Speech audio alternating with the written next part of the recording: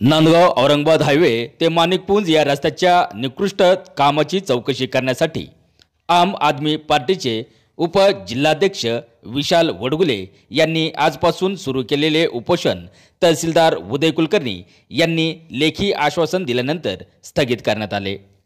Nandgaon Aurangabad highway ते माणिकपुंज येथील खोडके वस्ती, दरेकर वस्ती, ठाकरे वस्ती या मार्गे धरणावरून गावाकडे जाणाऱ्या रस्त्याचे काम हे निकृष्ट दर्जाचे होत असून या कामाची चौकशी करून संबंधित ठेकेदार यांच्यावर कारवाई करण्यात यावी व विविध कार्यालयात पाठपुरावा केला, परंतु कारवाई न झाल्याने उपोषणाचा वडगुले यांनी निर्णय घेतला होता।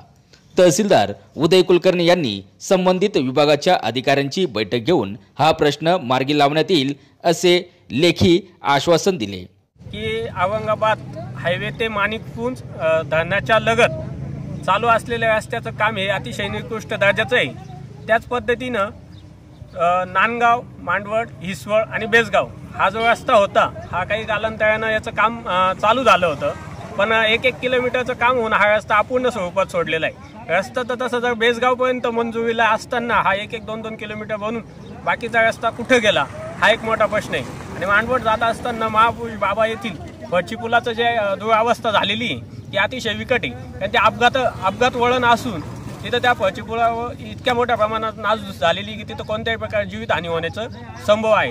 त्याच पद्धतीनं नांदगाव, मोझर, वडाळी आणि भालूर या पण रस्त्यांची चांगली दुरावस्था झालेली। तर नांदगाव तालुक्यातील ग्रामीण भागातील जे रस्ते आहे हे शासनाच्या नजरेतून किंवा शासनाच्या नजरेच्या टप्प्या आड का होत असतात, यांच्याकडे प्रशासनाचं लक्ष का नाही आहे, याकडे प्रशासन लक्ष कधी देणार की सर्वसामान्य ग्रामस्थांचा जनतेचा जीव गेल्यानंतर प्रशासनाचं याकडे लक्ष देईल का, ह्या सगळ्यांचं लक्ष वेधून घेण्यासाठी आम्ही माननीय तहसीलदार साहेबांना, सार्वजनिक बांधकाम खात्याला आणि जिल्हा परिषदकडे अर्ज केले असता जिल्हा परिषद व बांधकाम विभागाचं असं म्हणणं आहे की सदर रस्ते आमच्या अखत्यारीतले नाही। तर मग नेमकी या रस्त्यांचं हे कोणाकडे या रस्त्यांचे कामं कोणाच्या मार्फत होतात याचा आम्हाला काही तहसीलदारांकडून कोणत्याही प्रकारचं लेखी स्वरूपात अर्ज किंवा कागद आलेला नसून नाईलाजानं आज आम्हाला नांदगाव तहसील समोर आम आदमी पार्टीला उपोषण करण्याची वेळ आलेली।